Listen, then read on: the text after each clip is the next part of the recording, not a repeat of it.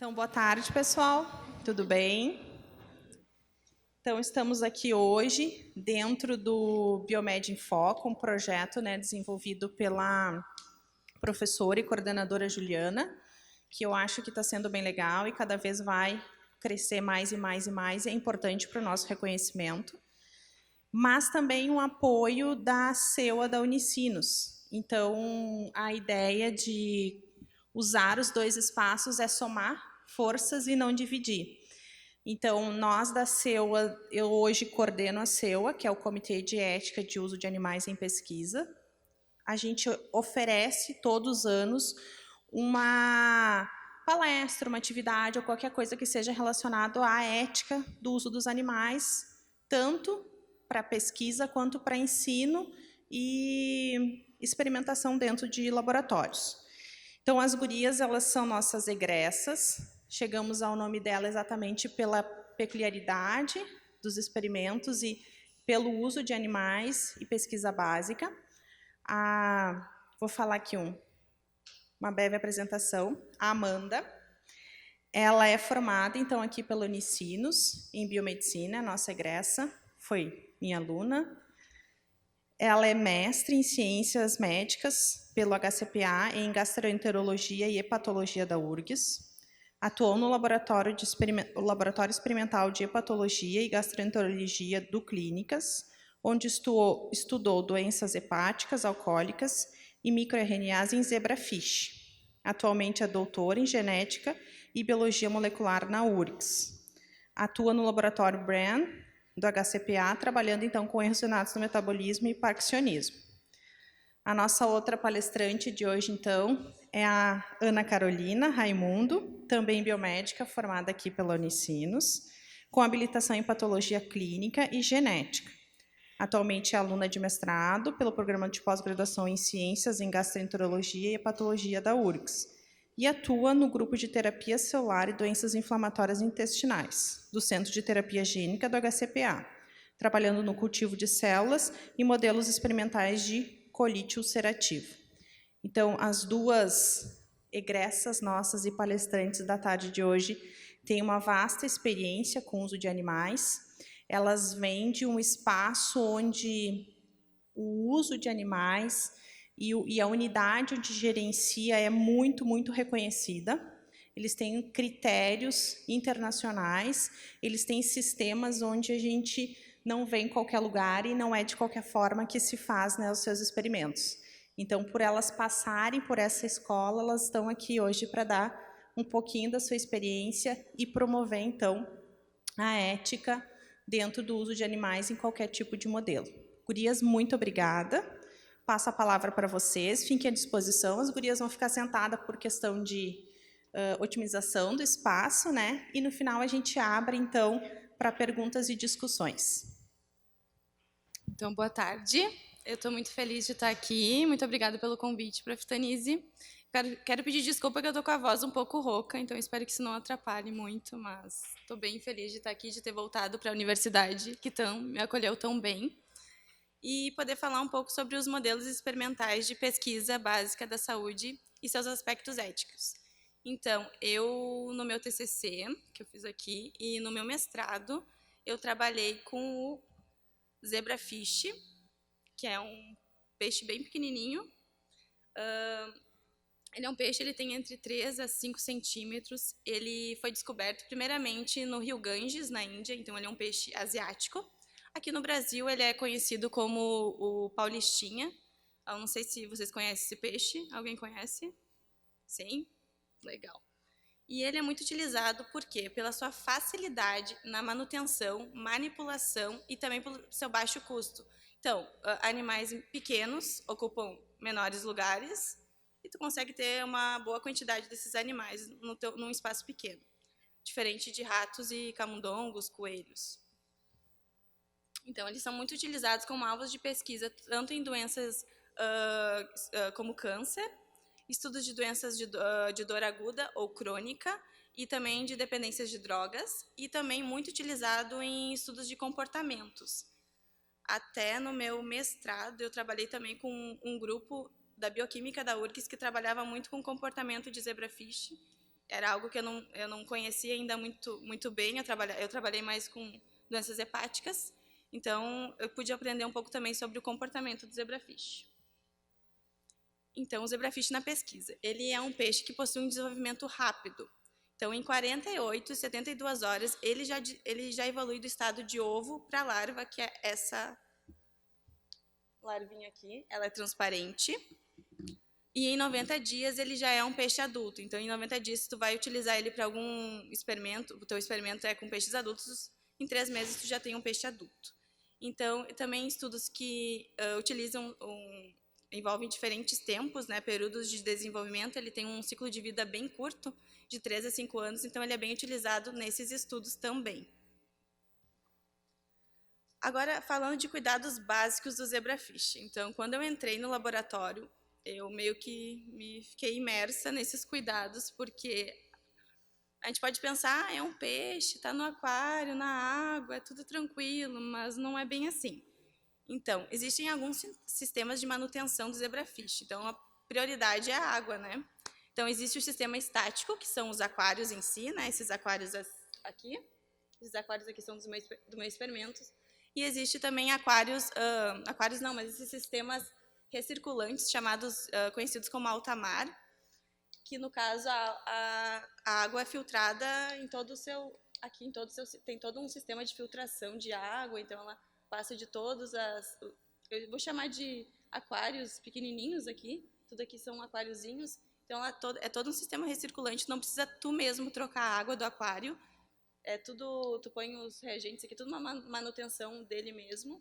Já no aquário estático, tu tem que ter toda a manutenção, tu mesmo tem que fazer, o próprio pesquisador tem que fazer a manutenção, cuidar bastante da água. Depois eu vou falar um pouco mais do que tem que ser cuidado. Então, aqui eu vou mostrar um pouquinho. Então, esses eram os meus 2 aquários do meu experimento. Eles eram aquários de 25 litros, se não me engano. Então, eu tinha, né, uma ficha em cada aquário, que a CEUA e tudo pediu para a gente colocar. Então, eu colocava qual era a alimentação dos meus peixes, quantas vezes por dia eu precisava alimentar eles, a data que eles tinham vindo para o local e a data que eles seriam eutanasiados, a quantidade de animais, o responsável, no caso que era eu, e algumas observações, caso eu não estivesse lá, a pessoa que ia cuidar dos meus peixes, ela saberia fazer o que precisaria ser feito. Então, alguns cuidados básicos do zebrafish. O zebrafish, ele é um peixe, né, asiático, a sua temperatura ela tem que ficar em média em 28,5 graus Celsius. Ele aguenta até de 25 a 31, mas o ideal é 28, então eles sentem bastante essa troca de temperatura, tem que ter bastante cuidado com temperatura. Outro fator bastante importante é o pH. pH entre 7,5 e 9, eles aguentam bem também, então tem que, basicamente, não todo dia, um dia sim, um dia não, verificar pH. Amônia, o peixe excreta muita amônia, então amônia, nitrito e nitratos, eles devem ser mantidos abaixo do limite de nocivos.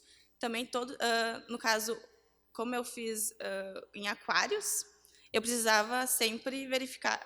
Então, tem que ter o pesquisador responsável para verificar isso a cada 2 dias, a cada 1 dia. E quando tu tem os teus peixes, tu conhece o comportamento deles. Então, tu consegue verificar um comportamento diferente dos teus peixes. Também é importante verificar o oxigênio dissolvido na água. A saturação, mais ou menos, é 95%. Então, aqui eu vou dar um exemplo do que tinha no aquário. Então, o que a gente tem que cuidar sempre? Temperatura, tem que ter um filtro para essa água ser filtrada. Tem que ter o aquecedor, né, da temperatura. Então, aqui nós temos, aqui a gente chama de cascatinha, onde a água passa por um filtro. Então, tem um filtro de carvão ativado, um outro filtro natural. Então, a água vai sempre sendo filtrada. Aqui é o nosso termômetro para verificar a temperatura, porque...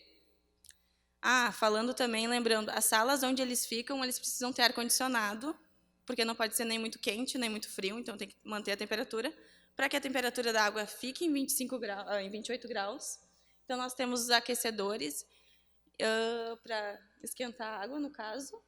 E daí verificar sempre e daí no caso nós temos os kits para verificar pH, nitritos, nitratos e amônia. Então, esse é o básico. E sempre verificar como o teu peixe está, a movimentação dele, antes de, né, fazer todos os seus experimentos. Dieta e alimentação do zebrafish. Então, é preconizado que seja uma dieta diversificada, tanto ração comercial como crustáceos. Tu pode usar só ração comercial ou só crustáceos, mas seria melhor utilizar as duas. Então, aqui eu botei um exemplo de uma ração comercial e um exemplo da artêmia, que é um crustáceo. A alimentação do peixe ele pode ser com artêmia congelada, que tu compra já, ou tu pode criar tuas artêmias. Tu pode fazer elas eclodirem e conseguir dar a alimentação para o teu peixe.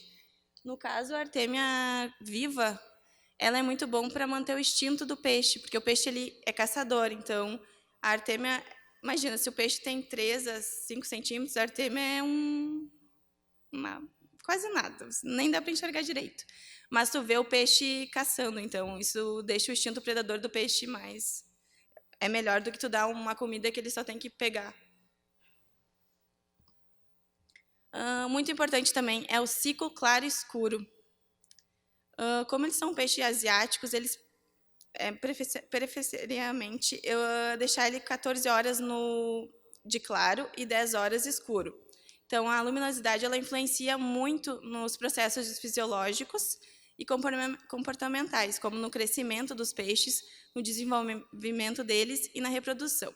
Até na bioquímica ali da URGS, eles fazem o ciclo inverso, são 10 horas claro e 14 horas escuro, por causa da reprodução. Eles reproduzem muito zebrafish lá, e eu até conversei com o pessoal, a reprodução fica melhor tendo 10 horas de luminosidade e eles ficam 14 horas escuro. Então, se tu precisa ir alimentar o teu peixe de noite, tu vai ir no escuro, e tu não pode ligar a luz também, então tu tem que se virar lá nos 30, que nem se tu precisa deixar ele em jejum, então muitas vezes eu tive que alimentar eles, sei lá, meia-noite, então eu tinha que ir lá no escuro, não posso acender nenhuma luz, que eles estão no seu ciclo escuro. A manipulação do zebrafish. Então, a gente pode achar que é bem simples manipular os peixes, mas não é simples. Então, o pesquisador tem que ser treinado para manipular. Não pode tirar o peixe do aquário e deixar ele fora, aqui em cima. Ele não vai aguentar, então, e ele vai sofrer, ele vai entrar em estresse. Tem que diminuir totalmente o estresse do teu peixe. A transferência para outro aquário, se tu precisa conduzir ele em algum experimento para outro aquário, tu precisa ter uma rede específica para não machucar ele, tem que ser de leve, não pode ser rápido, tu tem que andar com a tua redinha como os peixes estão nadando, então é todo um cuidado bem de treinamento, assim, de experiência que tu tá com o teu peixe, e também tem todas as diretrizes, né, para cuidado dos animais. Então aqui é um exemplo, eu precisava pesar cada peixe individualmente. Então, eu tinha um aquário, o aquário principal, né, a moradia que estavam os meus peixes, eu separava eles em um becker maior, e eu tinha o becker menorzinho na balança, que eu tarava com a água, e eu pesava individualmente cada peixe. Isso também porque, antigamente, eu entrei no laboratório em 2015, e tinha uma doutoranda que ela trabalhava com dieta em zebrafish, e ela precisava pesar os peixes individualmente, mas ela precisava de um máximo de precisão. Então, ela precisava anestesiar os peixes. Isso, no meio do experimento, também causava um pouco de sofrimento para o peixe, né? Tu tem que anestesiar. Claro que eles não sofriam anestesiados, mas eles não ficavam imersos na água, e daí ele pesava individualmente. Depois, como o meu experimento não era algo que eu precisava o peso exatamente certo do peixe, a gente tarava a balança com o becker com água e colocava o peixe, e daí sabia quanto que o peixe pesava, e para poder calcular a comida, que a gente calculava sempre em 7% do peso corporal. Como eu trabalhava com doença hepática alcoólica, eu não poderia que o meu peixe engordasse pela comida, senão ele poderia desenvolver doença hepática gordurosa não alcoólica, que não era o meu intuito. O meu intuito era causar dano hepático pelo álcool. A anestesia dos peixes, então. A anestesia é o estado de depressão do sistema nervoso, Ele leva à perda de sensibilidade e função motora e pode ser alcançada pela aplicação de um agente externo. Então, é necessário anestesia para estudos invasivos. E se caracteriza o estágio de anestesia do animal através dos padrões de natação e orientação, respiração e indicadores cardiovasculares. Então, existem alguns tipos de anestesia em zebrafish. Tem o por resfriamento, que ela é aceita desde que o experimento garanta sua rapidez e efetividade, ou tu pode colocar o peixe numa água muito gelada, com bastante gelo, ou também ele vai ficar anestesiado, ou por imersão num agente anestésico dissolvido na água. A vantagem desse agente anestésico dissolvido na água é que ele reduz a manipulação e o desconforto causado pela remoção dos animais do meio aquático. Então, eles ficam... A gente pega o peixe, tira do aquário e coloca ele pode ser num becker maior, assim, com um agente anestésico. Ele nada, ele está ali no meio aquático. O agente anestésico mais utilizado em zebrafish é a tricaína, que ela é solúvel em água e é utilizada como anestésico local pelo bloqueamento dos canais de sódio. Então, a absorção é pelas brânquias e ela é bem acelerada, é bem rápido. Tu vai sentir que o peixe vai perdendo os movimentos e daí tu já percebe que ele está ficando anestesiado. É bem rápido e o bom também é que é bem rápido para ele voltar. Então, ele não demora muito para voltar da anestesia depois que tu tira ele do anestésico. A eutanásia dos animais, do zebrafish. Então, é uma morte rápida do animal, envolvendo o mínimo de estresse e evitando sofrimento ou dor. Então, sempre que possível, a eutanásia de peixes deve consistir em 2 etapas. Primeiro, tu tem que anestesiar até ter total perda de movimentos do peixe. E depois, o método químico ou físico que causa a morte cerebral. Então, tem que fazer tudo para o peixe... Tudo é feito para o peixe não sofrer e não ter nada de estresse. Então, como eu falei, no meu mestrado e no meu TCC, eu trabalhei com zebrafish com modelo de doença hepática alcoólica. Eu comecei esse projeto no TCC e eu terminei ele no mestrado. Então, eu vou falar algumas coisinhas, mas antes eu vou citar algumas diferenças de modelos com rato e de zebrafish, para alguns estudos. Às vezes a gente pensa, tá, qual o modelo experimental que eu escolho? Eu escolho um rato, escolho um camundongo, eu escolho um zebrafish. Então, a semelhança genética com o ser humano do rato é 85% e do zebrafish é 70%. A fecundação do rato é interna e do zebrafish é externa. Para alguns estudos isso é muito bom. O desenvolvimento do embrião e o embrião no rato é interno e o embrião não é transparente. E do zebrafish é externo e o embrião é transparente, como eu mostrei naquela foto anterior. Produção de filhotes. Um rato ele produz mais ou menos 10 filhotes a cada 2 meses, já o zebrafish ele produz 100 ovos por dia. Então, são bastantes peixes. Então, o tempo de idade reprodutiva é de 85 dias no rato e no zebrafish 60 a 90 dias. E a manutenção diária, esse custo acho que está um pouco ultrapassado. Acredito que seja um pouco mais agora em rato e em zebrafish. Mas é R$8 mais ou menos do rato e 60 centavos do zebrafish. Então, às vezes compensa, tu tem que avaliar, né, as tuas coisas. Falar um pouco sobre a arquitetura hepática. Então, o zebrafish, ele, com exceção das células, aqui eu vou mostrar, né? Então, aqui é o do zebrafish e aqui é dos humanos. Então, com exceção das células de Kupffer, todos os outros tipos hepáticos celulares dos mamíferos foram identificados no zebrafish. Então, isso é ótimo.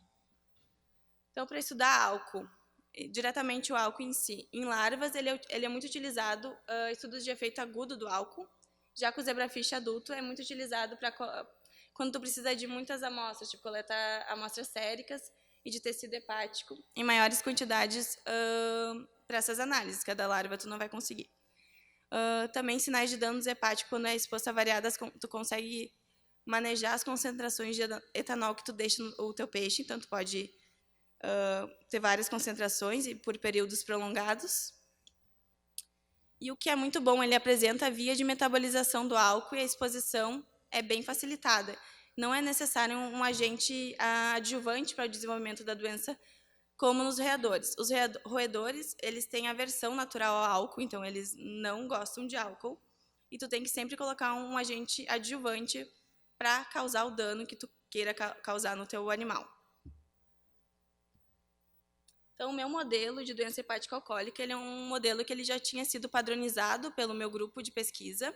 Ele consistia em 28 dias de indução ao etanol, então eu tinha 2 grupos, o grupo controle e o grupo etanol 0,5%, então eu colocava a concentração desse grupo era 0,5% de álcool, então eu diluía na água do aquário.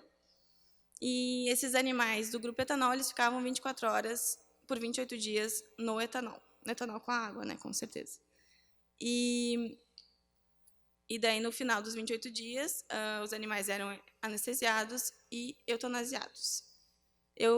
Nesse modelo, eu queria avaliar alguns microRNAs como biomarcadores da doença hepática alcoólica, e também eu avaliei citocinas inflamatórias e também verifiquei a histologia do tecido hepático. Então, eu precisava de soro, né, do zebrafish, eu precisava de fígado, então não tinha outra alternativa a não ser eutanasiar eles.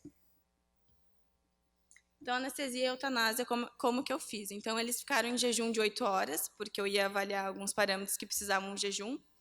Eles foram anestesiados com atricaína, e até perderem o equilíbrio em vigência dos movimentos operculares, e eles foram eutanasiados por exsanguinação, que é nessa fotinho aqui. Nós utilizamos a veia retroorbital e coletamos o sangue dele ali. Eles estão anestesiados, estão sem sentir dor, então é tranquilo aqui, e a gente faz a eutanásia por exsanguinação. Então, o fígado e o sangue foram coletados e armazenados para as análises posteriores. Então, um pouquinho do meu laboratório. Na época, eu fiquei no laboratório de hepatologia e gastroenterologia de 2015 a 2018. Eu entrei como iniciação científica quando eu estava mais ou menos na metade da faculdade. Mais ou menos, um pouquinho mais da metade da faculdade. A professora Temes, que era responsável do laboratório. Minha orientadora de lá era a professora Carolina Uribe Cruz. E esse pessoal aqui era o pessoal do laboratório. Agora, claro que teve mudanças, né? Então, eu deixei só o pessoal que era da minha época. Também mudei, não estou mais no laboratório, mas a hepato ainda é meu amor. Então, aqui só, que é nossos fotinhos, momentos dos animais lá na UEA, na Unidade de Experimentação Animal. Então, aqui foi até congresso de zebrafish, que foi bem legal, que teve em Passo Fundo, apresentação de pôsteres, aqui são experimentos de outras pessoas. Então é isso. Bom, agora eu vou falar um pouquinho para vocês sobre o que eu faço lá no laboratório. Eu faço parte, então, do grupo de terapia celular e doenças inflamatórias intestinais. Inicialmente ele era só doenças inflamatórias intestinais, mas como o nosso grupo está crescendo e os assuntos não estão tão focados só para doença inflamatória intestinal, a gente transformou o nome dele para Grupo de Terapia Celular e Doenças Inflamatórias Intestinais. Bom, no nosso grupo, nós realizamos o modelo Murino, que são camundongos, para o estudo das doenças inflamatórias intestinais, pela sua simplicidade e pela reprodutibilidade. Esse modelo ele já é amplamente utilizado, desde 1990 é utilizado o camundongo para fazer o modelo de colite, que é o que a gente trabalha. O início do protocolo é imediato. Assim que os animais chegam na unidade de experimentação animal, a gente já pode dar início ao experimento. E também é possível a gente ter um certo controle da inflamação desses animais. Como eu falei, então, nosso grupo trabalha basicamente com a doença de Crohn e a colite ulcerativa. Até hoje eu não participei de experimentos envolvendo a doença de Crohn, somente a colite ulcerativa. Mas os dois modelos, eles possuem características morfológicas e fisiológicas bem semelhantes àquelas desenvolvidas na doença em humanos. Nosso grupo, então, ele busca terapias alternativas para essas duas doenças, porque atualmente é inexistente uma terapia que sane definitivamente a doença, não tem reversão total nem definitiva. É uma doença crônica que persiste durante a vida toda. E o nosso grupo, então, ele trabalha com a terapia celular, buscando uma nova estratégia de tratamento para esses pacientes. A gente não pensa em eliminar o tratamento que já existe, que atualmente é com medicações, mas sim aliar a terapia celular junto com a terapia medicamentosa. Nós trabalhamos principalmente com células estromais mesenquimais, pois elas são... Antigamente se chamavam células tronco mesenquimais, e ano passado, esse ano, essa nomenclatura mudou, porque elas não são capazes de se diferenciar em todos os tecidos. Elas são consideradas pluripotentes atualmente. E, então, elas possuem um papel relevante na medicina regenerativa, já existem inúmeros trabalhos, e estão sendo bastante utilizadas na terapia de doenças inflamatórias. Essas células, elas são capazes de controlar a inflamação de diversas formas. Elas ou migram até o sítio da lesão, ou então elas conseguem chamar outras células do sistema imune para auxiliar elas no processo anti-inflamatório. E também elas são capazes de secretar algumas citocinas para também chamar mais células para auxiliar nesse processo. Bom, aqui eu vou falar um pouquinho do modelo experimental da colite. Eu auxilio nesse modelo, ele é atualmente da minha colega, a doutoranda Michele, onde esse modelo ele foi primeiramente padronizado pela nossa colaboradora. Ela era aluna de iniciação científica, depois ela fez o TCC, e foi ela que padronizou esse modelo de colite no laboratório. Isso foi em 2013, eu não estava no grupo ainda. E a gente faz basicamente o quê? A gente adiciona na água de bebê dos camundongos uma solução contendo 2% de um polissacarídeo, que é o dextrosulfato de sódio, DSS, onde esses animais vão beber todos os dias um pouquinho dessa solução. A gente substitui a água que eles bebem, água pura, e deixa só essa solução contendo água e o DSS. Então, esse modelo ele dura 7 dias. A gente induz a doença já no dia 0. Nos dias 2 e 5, onde os animais estão mais doentes, é administrado, então, células tronco mesenquimais, células estromais mesenquimais, ou então nós estamos desenvolvendo outra técnica para avaliar se também o meio onde essas células estão sendo cultivadas é capaz de diminuir a inflamação nesses animais, e partículas de membrana dessas células. Também é uma coisa bem nova, que consistem em pedacinhos muito pequenos da membrana dessas células, somente contendo as proteínas da membrana mesmo, para ver se também é capaz ou se precisa da célula íntegra para amenizar a inflamação. Todos os dias, então, é feita uma avaliação clínica desses animais, onde eles são pesados. A gente avalia a consistência das fezes, para ver se tem presença de sangue ou não. E também para ver se o ânus do animal está danificado, né? Porque essas duas doenças, elas acometem bastante os animais e os seres humanos. Então, é preciso que a gente acompanhe diariamente a evolução dessa doença. A eutanásia deles é feita sobre uma dose exacerbada de isoflurano, que é um anestésico. Depois que o animal está totalmente sedado, a gente faz um deslocamento cervical e aí ele morre. Aí, então, a gente faz a coleta do sangue e do tecido para avaliações posteriores. No nosso caso, a gente utiliza o soro para avaliar citocinas presentes e avalia o tecido também. Aqui na imagem, o camundongo recebendo a infusão ou de células, ou do meio, ou então das partículas. No meu trabalho de mestrado, eu trabalho com as células estromais mesenquimais e polarização de macrófagos. Não é um modelo animal, eu apenas utilizo o animal para a coleta das células. Como eu falei antes, as células mesenquimais, então, elas são capazes de ou migrar até o tecido lesionado, estimulando as células do próprio tecido a se diferenciarem e amenizar aquela inflamação, ou então elas podem também liberar fatores de crescimento, fatores imunossupressivos e chamar principalmente outras células do sistema imune, como eu já disse.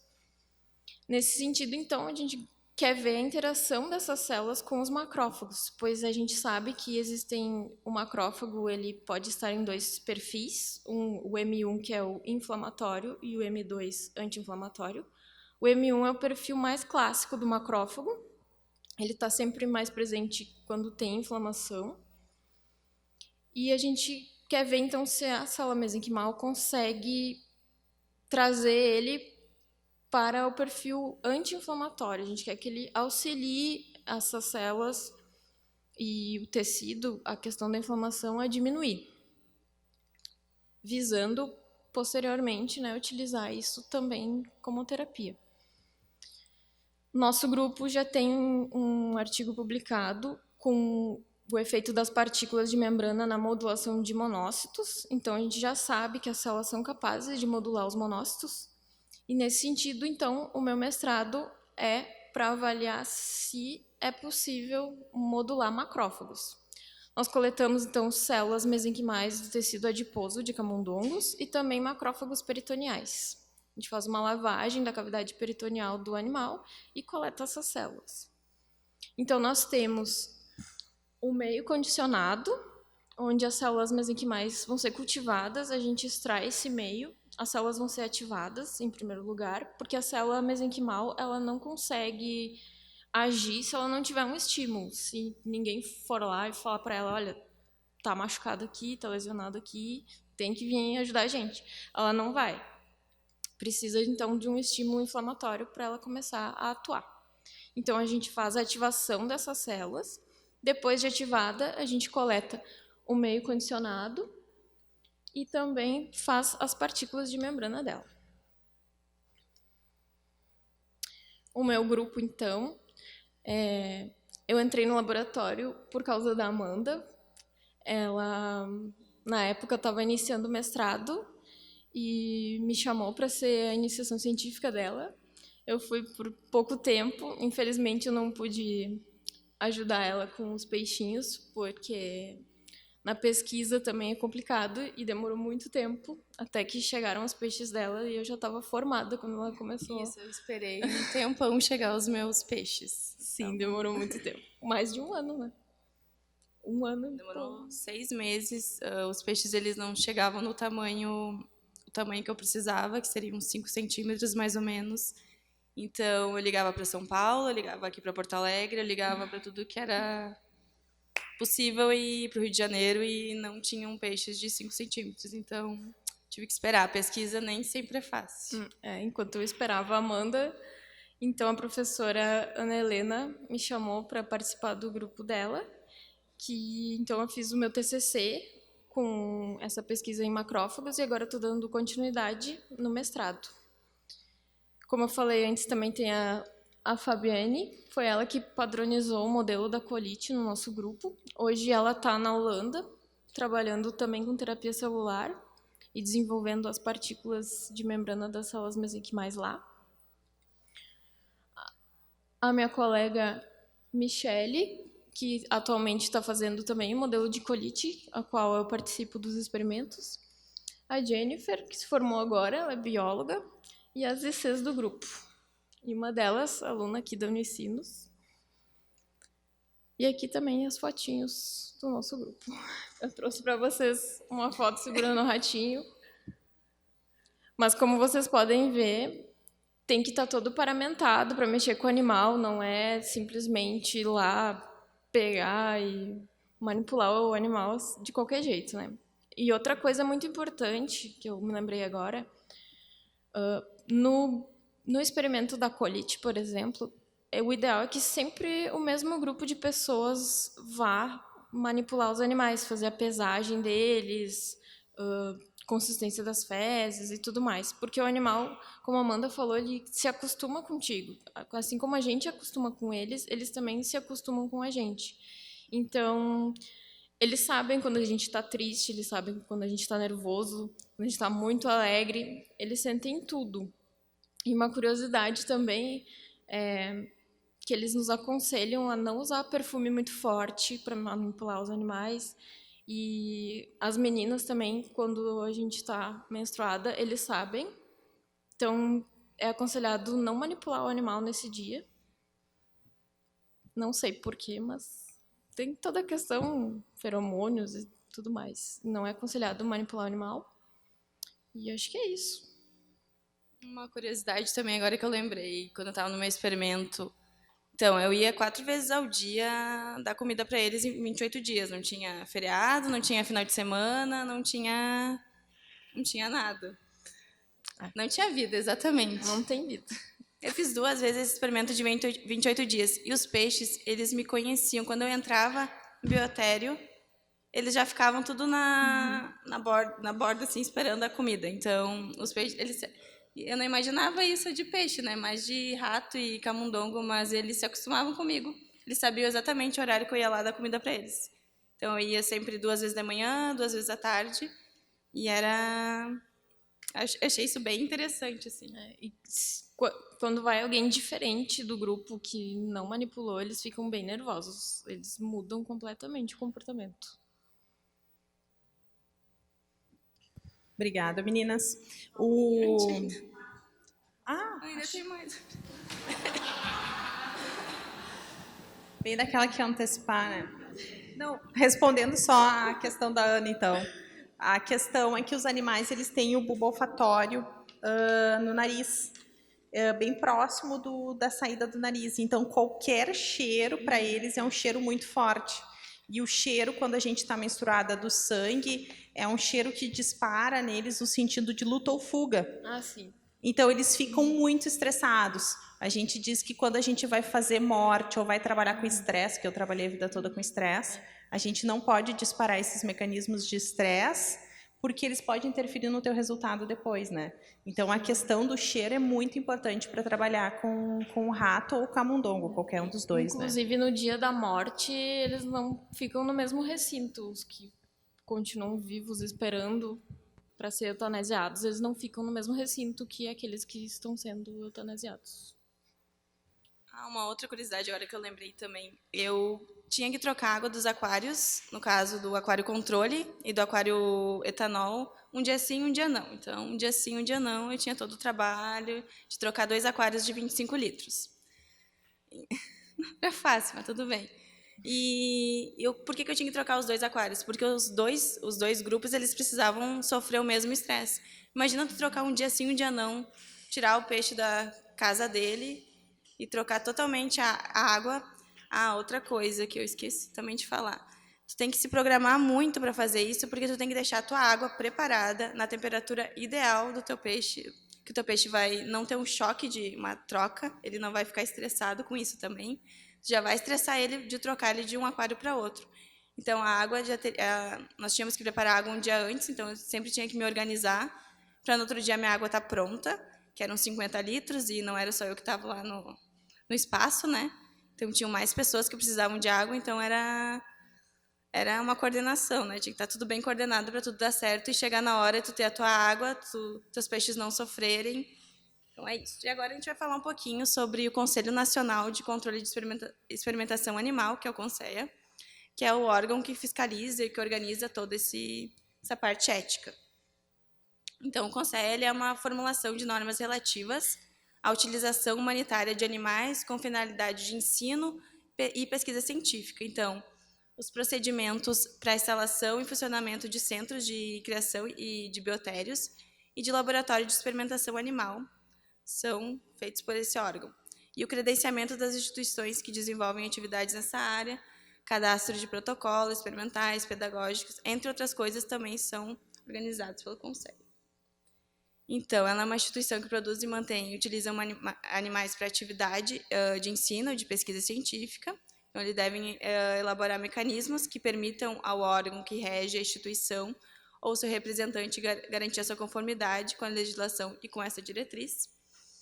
A criação e a utilização de animais para a pesquisa, elas ficam restritas exclusivamente às instituições credenciadas do CONSEA, que são as CEUAS. Então, é condição indispensável para o credenciamento das instituições dessas atividades de ensino ou pesquisa com os animais a constituição prévia das comissões de éticas de uso de animais, que são as CEUAS. Nós também temos um guia brasileiro, né, da produção, manutenção ou utilização de animais para atividades de ensino ou pesquisa científica.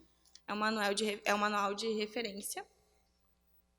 Um pouquinho da história. Então, o Russell e o Burke, eles, em 1959, houve um movimento da proteção dos animais usados em pesquisa científica. Então, eles criaram o princípio dos 3 R's, que seriam a redução, refinamento e substituição dos animais. Então, também tem outras curiosidades, também o FRAME, que é o conceito, e o desenvolvimento de métodos alternativos para os usos de animais na pesquisa. Tem esse Animal Welfare Guideline, que é o de 86, que a experiência não poderá ser executada em animal se outro método cientificamente satisfatório, que não implique na utilização de um animal, seja razoável e praticamente possível. Então, a validação de métodos alternativos ao uso de animais em todo o mundo, né, sempre tem essa diretriz. E no Brasil tem a Resolução Normativa número 17 de 2014, que é de responsabilidade de monitorar e avaliar a introdução de técnicas alternativas à utilização de animais em atividades de ensino ou pesquisa, é do CONSEA. Então, dentro de todas essas diretrizes, dentro da lei, também existe a Rede Nacional de Métodos Alternativos, que busca implantar ensaios alternativos ao uso de animais através do auxílio e treinamento técnico do pessoal, metodologias necessárias. Aí sempre a busca que se tem é substituir esses animais por outros métodos para não se utilizar mais. Essa rede nacional ela também tem a finalidade de monitorar periodicamente o desempenho dos laboratórios associados, promover a qualidade dos ensaios através do desenvolvimento de materiais de referências químicos, biológicos, certificados, quando se aplicar, né? Incentivar a implementação do sistema de qualidade laboratorial e os princípios das boas práticas de laboratório, isso é muito importante. E contribuir para o desenvolvimento, validação e a certificação de novos métodos, como eu já falei, em vez do uso de animais. O CONSEA, ele é o órgão, então, que rege todas as CEUAs. Aqui a gente trouxe a CEUA URGS, não encontramos a Unicinos. A CEUA, então, ela é constituída por médicos veterinários, biólogos, docentes em geral, pesquisadores da área científica e áreas específicas, e também um representante da Sociedade Protetora de Animais. Para tu ter um comitê de ética no uso de animais, tu precisa ter esse esqueleto. Qual é a responsabilidade da CEUA, então? É fazer cumprir aquilo que está disposto na lei, em todas as normativas, e demais normas aplicáveis à utilização dos animais para o ensino e pesquisa, especialmente aquelas resoluções do CONSEA. Examinar, então, previamente procedimentos de ensino e pesquisa para determinar a compatibilidade com a legislação. A CEUA, ela precisa constantemente revisar projetos, protocolos, para ver se aquilo está de acordo mesmo. E quinzenalmente saem reuniões, assim como o CEP, que é para pesquisa em seres humanos, tem reuniões onde todo esse comitê se reúne para discutir novamente, se necessário, os projetos e protocolos. A CEUA também precisa, então, ter um cadastro atualizado de todos os procedimentos em pesquisa que são realizados ou aqueles que estão em andamento na instituição, e o cadastro dos pesquisadores que realizam o procedimento. Se eu não estou cadastrada num projeto, eu não posso simplesmente chegar lá na unidade de experimentação animal e sair fazendo as coisas. Não é bem assim. O coordenador da CEUA, então, ele é responsável por ele precisa assegurar que a CEUA opere de acordo com os princípios, novamente, diretrizes da lei brasileira, 11.794, que foi lançado em 2008, supervisionar todos os requisitos da CEUA, relatar e revisar as operações, como já falei, e garantir as propostas para o uso de animais que elas tenham pareceres emitidos. Então, nessas reuniões, o comitê discute e emite pareceres ao pesquisador responsável por aquele projeto. Então, semanalmente, a gente tem que acessar o sistema e olhar se tem alguma pendência, porque às vezes a CEUA manda um parecer e te questiona por que tu quer fazer desse jeito, quem sabe tu faz desse. Eles te aconselham. Existe também a diretriz brasileira de prática para o cuidado e utilização de animais para fins científicos e de ensino, onde ela também frisa bastante o bem-estar do animal e principalmente o respeito pela contribuição que o animal oferece para a pesquisa e para o ensino, e apresenta mecanismos para uma análise ética desse uso, né? E os pesquisadores, os professores e os usuários dos animais, eles também precisam considerar o bem-estar como um fator principal dessa utilização. A diretriz também ela segue os princípios dos 3 R's, onde na redução, a produção dos animais para fins didáticos ou científicos deve ser feita de forma controlada para evitar o descarte desnecessário dos animais nos biotérios. Não posso simplesmente chegar lá e dizer, eu quero 100 animais para fazer o meu experimento, porque eu acho que assim vai dar certo. Não, tem todo um cálculo amostral, um estudo para te conseguir desenvolver aquele experimento. A substituição, então, foca nas propostas de utilização de animais para fins científicos, devem considerar a substituição dos animais por métodos alternativos que sejam validados cientificamente. Também não posso inventar um método qualquer se ele não se veio só da minha cabeça. Não, tem que estar embasado. E o refinamento também fala sobre projetos e protocolos devem ser planejados para evitar a sua dor e o estresse causados aos animais, e novamente fala do bem-estar, que os animais devem ter consideração primária na provisão dos cuidados baseados nas necessidades comportamentais e biológicas.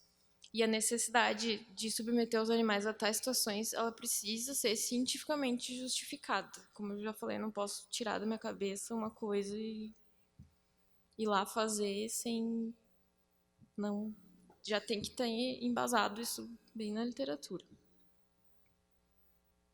Então, às vezes, quando a gente vai planejar um experimento, um projeto de pesquisa, a gente tem sempre essa pergunta na nossa mente, né? Quantos animais que eu devo usar em um experimento?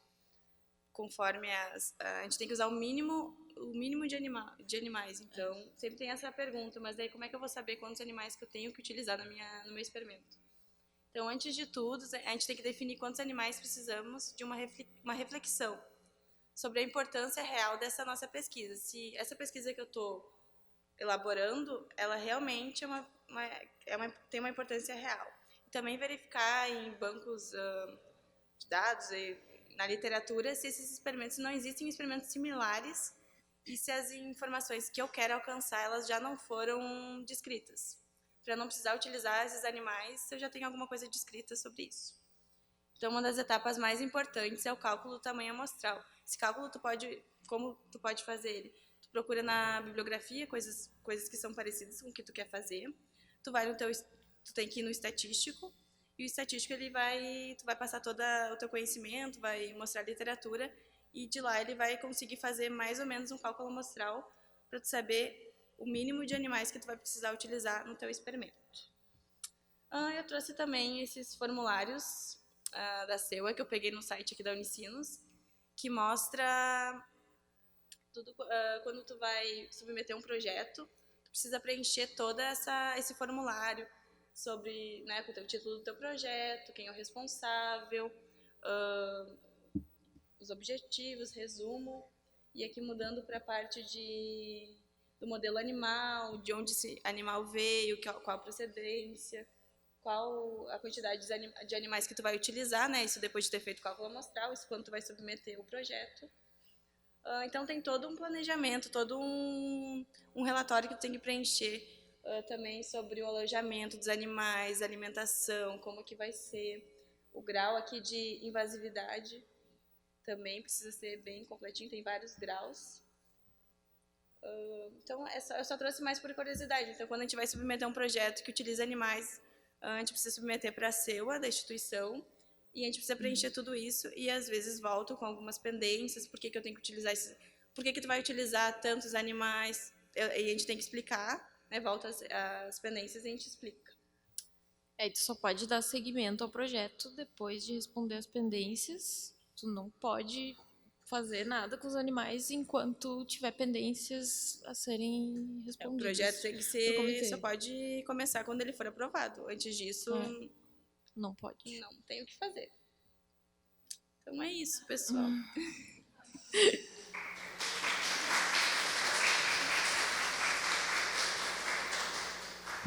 Obrigada, gurias. Me atravessei. Normal, né? A gente brinca via mão das 6, né? Que andou muito em Porto Alegre. Eu vou vir para cá, senão o Diego briga comigo lá que ele não consegue filmar a gente decente. Ele diz que a gente fica muito pálido. Aspectos bem legais que as gurias trouxeram, tanto dos aspectos éticos quanto dos modelos, né? Principalmente para zebrafish, que é uma coisa que não é muito a nossa realidade. Mas algumas coisas que a gente quer esclarecer antes de abrir para a gente fazer as perguntas é que hoje aqui na Unicinos nós temos uma CEUA, mas nós não temos um laboratório de experimentação nem um biotério. Então, o que acontece? A gente consegue avaliar projetos relacionados ao uso de animais que não necessitem o animal em loco, porque a gente não pode hoje manter animais dentro da universidade, porque nós não temos um biotério. E como as gurias bem falaram, a gente precisa de uma regulamentação para poder ter a manutenção desse espaço. O que é ótimo que nós estamos construindo uma sala de experimentação, né? A gente não vai ter um biotério de criação, mas teremos uma sala de experimentação. Então, futuramente, sim, a Amanda vai nos dar uma consultoria, porque a gente quer começar a trabalhar com zebrafish, porque camundongo é muito chato. Não, brincadeira. Eles são brabos, eles são chatos, já fui mordidas várias vezes, principalmente naqueles experimentos da endócrino, mas o animal o camundongo ou o rato, que são animais maiores, eles exigem um espaço maior e um custo grande. Então, hoje a gente vai trabalhar dentro da sala de experimentação com peixes, né, e algumas anfíbios que o pessoal da biologia trabalha, mas futuramente, quem sabe, a gente consiga, né, expandir esse processo. Mas a gente vai ter futuramente esse espaço dentro da Unicinos. Outra coisa interessante que é bom relembrar para vocês é que a CEUA ou CEP, a CEUA para animais e o CEP para humanos, eles só avaliam projetos que ainda não iniciaram operação. Então, a gente não avalia projeto que já se iniciou. Então, exatamente, a gente não pode iniciar um projeto de pesquisa que envolva tanto humanos quanto animais, sem antes ter aprovação dos órgãos que regulamentam e legislam sobre isso. Hoje a gente tem já esse conhecimento, mas antigamente a gente ficava, eu vou começar e depois eu passo. Não dá, não existe essa possibilidade. A gente já sabe que as pessoas já estão mais preparadas para isso. E a questão do quanto a gente usa, como a gente usa, exatamente isso que a Amanda falou, a gente precisa ir lá, calcular, saber quanto vai usar, quanto não vai usar, porque é super importante a gente conseguir identificar o menor número de animais necessários para que aquela minha pesquisa ela seja relevante. Ok? Alguém tem uma dúvida pontual?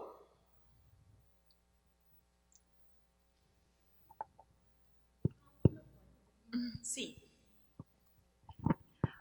Tu falou que toda semana, ou a cada 2 semanas, tem que rever, tem que avaliar se eles mandaram alguma pendência. Mas isso é só no início do projeto ou durante o projeto também? Principalmente no início e, por exemplo, se no meio do meu projeto eu quero modificar alguma coisa que eu percebi que não vai dar certo, posso submeter um adendo e aí a CEUA vai avaliar se permite ou não fazer aquela modificação. No meu projeto, por exemplo, eu submeti um adendo solicitando a troca de alguns animais por outros. E aí É porque como tu falou que tem que parar, tu não pode mexer, né, com os Sim, não animais. pode. Eu fico imaginando se no meio de um projeto eles chegam com uma pendência e o que tu tem que fazer? Que nem tu é 28 dias, né? Se chegasse alguma pendência em 28 dias, No meu caso, o projeto já estava aprovado e eu não tinha submetido nenhum adendo, então eu não tinha como vir uma pendência no meu projeto. O que não pode é estar no meio do experimento, É. por exemplo, um dela, 28 dias, e aí no meio tu decidiu mudar alguma coisa. Isso não. Então antes de tudo, eu verifiquei tudo que eu deveria coletar tecido hepático, soro, intestino, isso tudo é esclarecido antes e a gente, na hora de submeter o projeto, está tudo descrito. Na hora, eu não posso do nada coletar o coração, se eu não tá no meu projeto e não foi submetido que eu ia coletar o coração. Então tem todo esse aspecto, eu não posso simplesmente, o peixe está ali aberto, então eu vou pegar o... Não posso. Mesmo que ele esteja ali, o animal vai ser descartado e tu sabe que não vai ser utilizado para mais nada. Tu não pode coletar nada além daquilo que tu que foi descrito. descreveu lá no projeto.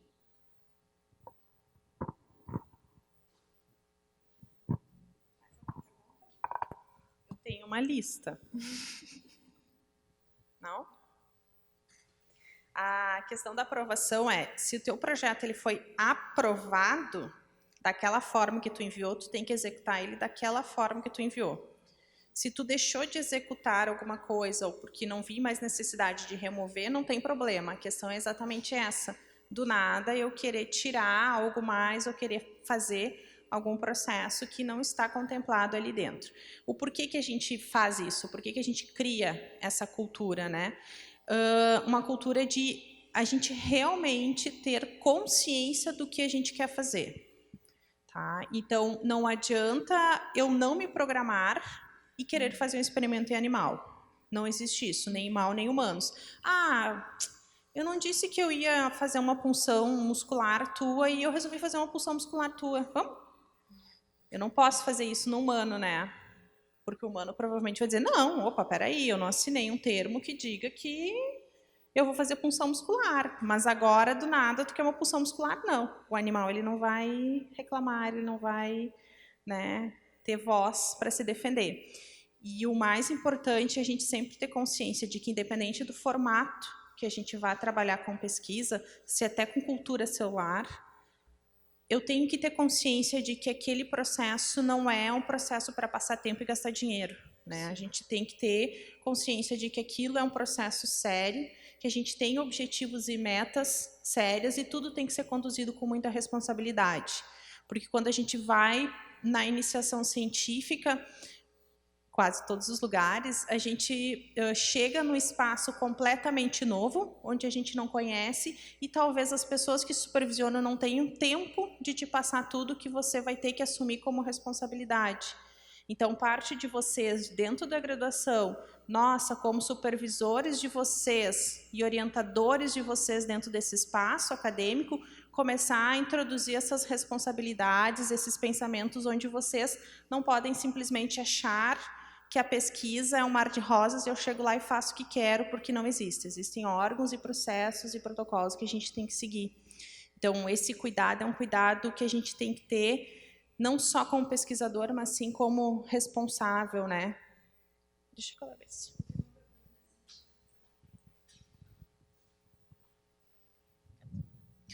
Gurias, eu queria saber de vocês como é que foi a parte do treinamento de vocês, assim, quanto tempo durou, e se vocês fizeram algum curso adicional, como é que vocês se prepararam para estar hoje, né, manipulando esses animais e executando esses projetos, e o que vocês indicam para os alunos do curso, assim, ou da área da saúde que gostariam de, né, se especializar um pouco mais na parte da pesquisa experimental, quais dicas vocês diriam, assim, para eles poderem aproveitar durante a graduação? Bem, como eu falei, eu entrei na iniciação científica e meu grupo trabalhava basicamente com zebrafish. Então, primeiramente, né, perguntaram se eu tinha algum problema em trabalhar com animais. No princípio, não teria problema. E o que eu achei bem legal? Eu tinha uma pasta e eu tinha protocolos de como montar uma cascata do aquário, como montar o aquário, como limpar a cascata, deixa eu pensar, como colocar o aquecedor, como verificar a temperatura. Eram tudo protocolos e eu tinha, como aluna, eu tinha o meu caderninho lá que eu ficava anotando tudo também. Então, é muito importante seguir protocolo, é a base de tudo, né? Então, por que tinha protocolos? Porque alguma coisa já tinha acontecido. Eu acho que tem que seguir protocolos, mas nem sempre tu vai seguir aquele protocolo de olhos fechados porque aquilo Sim. tá certo. Porque tá lá um papelzinho impresso e vai dar certo. É um protocolo, então tem que dar certo.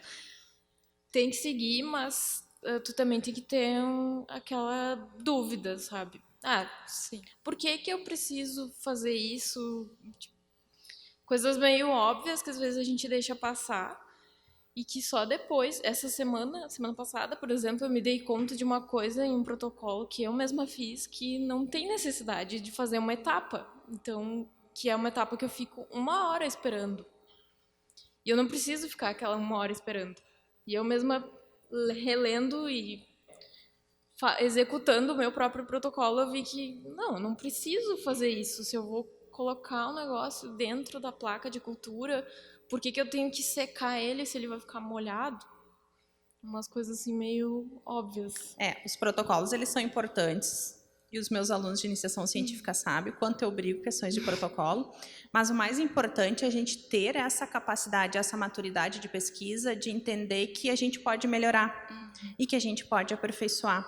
É isso que a gente conversa quando vocês forem lá para os finais, na época de estágio, onde eu digo para vocês, tudo vai ter um POP, mas a gente não pode fechar os olhos e achar que aquele POP está certo. Ou porque o laboratório, quando foi construído lá em 1986, há 33 anos atrás, era feito daquela forma que hoje tem que ser feito. Então, o protocolo ele serve como um registro muito importante, mas ele não é um registro fechado. A gente precisa várias vezes revisitar, reencontrar aquele espaço, modificar para que as coisas sejam sempre melhores.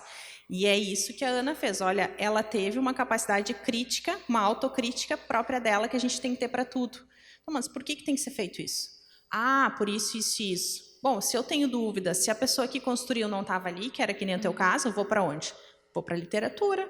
Eu vou buscar, eu vou identificar, eu vou ver o que pode ser feito diferente e por que a gente pode fazer diferente.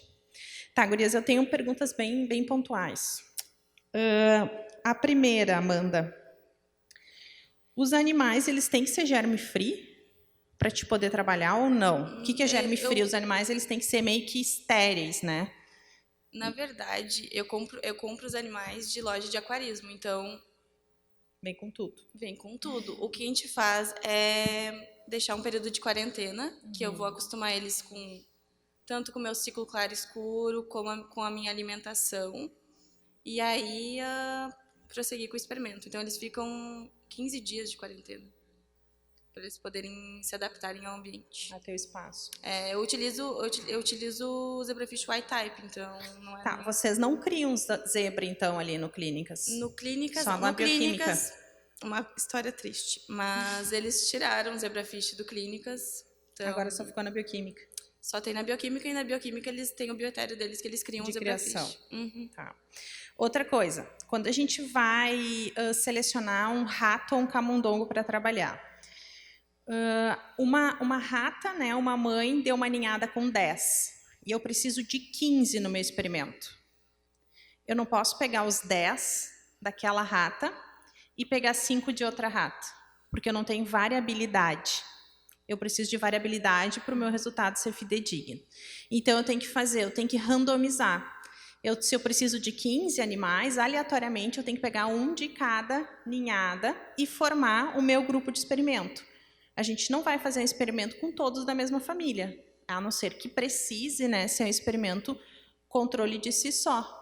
Mas, neste caso, a gente tem que randomizar. E aí eu estava pensando, quando tu estava falando que um animalzinho dá lá 100 ovos, como é que tu randomiza isso? Tu pega os 100 ovos ou tu tem que pegar 2, 3 ovinhos de cada 100 ovos? Na verdade, eu não, como eu comprei, mas como eu randomizei os meus peixes que eu comprei. Eles chegaram lá, coloquei eles no aquário, deixei eles 15 dias em quarentena, acostumaram com a alimentação. Após isso, eu pesei cada um e eu dividi pelo peso. Então, meu aquário controle e meu aquário etanol, eles tinham o mesmo peso. Então, eu só conseguia fazer isso, porque eu não poderia colocar os peixes maiores no aquário etanol, porque eu já ia estar jogando Eles poderiam Tendenciando. estar com, sei lá, esteatose, sabe? Poderiam estar com alguma coisa. Então, eu randomizei assim. Já ali no biotério, eu não conseguia até pegar os peixes do biotério porque eles demoravam, eu não ia ter a quantidade que eu ia precisar. Então, eu não queria misturar também. Utilizar o de aquarismo com o do biotério, que é totalmente... Eles sabem quando que nasceram, né? Loja de aquarismo é meio que Aleatório. te jogam as coisas ali e se vira. Mas foi assim. Não, legal. A gente sempre tem que pensar nisso, porque depois a gente tem vieses, e aí esses vieses nos estragam lá semanas e finais de semanas, e férias, e Natal, e Ano Novo, e Páscoa, que a gente passa lá no biotério dentro, ou injetando, ou tratando, ou limpando, que é a nossa realidade. Alguém tem mais uma dúvida? Eu já tinha colocado aqui do treinamento, mas a Ju já falou do treinamento. Ana, uma coisa que eu fiquei pensando. Vocês se deram conta do que o trabalho da Ana... Eu me dei conta agora, contigo falando e apresentando, diferente de quando a gente estava lendo lá, o que vocês estão fazendo, é que o laboratório ele já está fazendo uma intervenção de tratamento com células... Não são mais troncos, mas com células... Como é que... Estromais. E vocês, quais são os resultados que vocês estão tendo com essas células? Porque é fantástico. Quem tem doença inflamatória crônica, não só intestinal, mas qualquer tipo de doença inflamatória crônica, ela está muito dependente dos biológicos que hoje existem, né, no mercado para uso, e a maioria desses pacientes não respondem mais a esses biológicos. Agora, vocês imaginam que fantástico a gente já usar algum tipo dessas terapias. Quais são os resultados que vocês estão tendo? São bem promissores. Já estamos observando uma abundância na mucosa intestinal desses animais. Não ficam 100% igual ao controle, mas tem uma mudança bem significativa. E tem eu ia trazer a imagem, mas eu resolvi não trazer. E tem alguma, tipo assim, algum efeito adverso bem claro que vocês já desenvolveram? Por exemplo, a célula não se diferenciou no que a gente gostaria que ela se diferenciasse, se diferenciou em algo que pode virar uma tumorogênese, alguma coisa assim? Não, inclusive essas células são boas por causa disso. Elas não sofrem mutação, então por isso que dá até para usar a célula do próprio paciente, assim, extrapolando agora, né? Mas é possível eu usar a minha própria célula para curar a minha própria inflamação intestinal, por exemplo. Porque quando surgiu a ideia dos bancos de cordões, né? Era a salvação da nossa vida. Não sei se você sabe o que é as células, né? A gente coletava lá do recém-nascido, do cordão umbilical, e guarda suas células, porque aquilo ali um dia pode te curar. E aí veio aquela enxurrada de resultados negativos, de terapias que não funcionavam, de gente contestando tudo isso, e meio que a gente desanimou dessa ideia de poder usar, e agora já tem estudos. Saiu no Jornal Nacional, ou no Fantástico ontem, não sei, mostrando clínicas também, um estudo com mucopolissacaridose, assim, resultados fantásticos que a gente está produzindo aqui, né, do nosso lado, com terapia gênica, que a gente achava que nunca mais ia funcionar. Que nem o Projeto Genoma, que foi o grande fracasso da saúde, né? Gastaram bilhões e achava que ia se descobrir cura para tudo, e até hoje não veio o retorno. A terapia gênica agora está realmente dando retorno, um retorno bem lógico e bem aplicável já, né? Nossos estudos são bem preliminares, né? Ainda não pode afirmar que futuramente é promissor, mas esse modelo de colite já é utilizado há muito tempo e como é que vocês introduzem? Vocês é por via sanguínea? Sim, intravenoso. Pela veia da cauda. Que bacana. Alguma dúvida, gente? Virou uma discussão interna. Então tá, meninas, quero agradecer muito a presença de vocês, o carinho de vocês retornarem aqui conosco. A gente sempre fica feliz, né, quando vocês podem voltar, que vocês um dia possam fazer isso também, né, que um dia vocês estejam aqui no lugar das gurias, estejam participando da comunidade Unicinos, o que vocês estão fazendo lá fora. Agradeço a todos vocês, parabenizo a Ju pelo projeto, acho um projeto bem bacana, e vamos, né, estar sempre presente, incentivar para que as coisas não morram, para que a gente consiga mais e mais ter visibilidade com o projeto. Ok? Vamos tirar uma foto?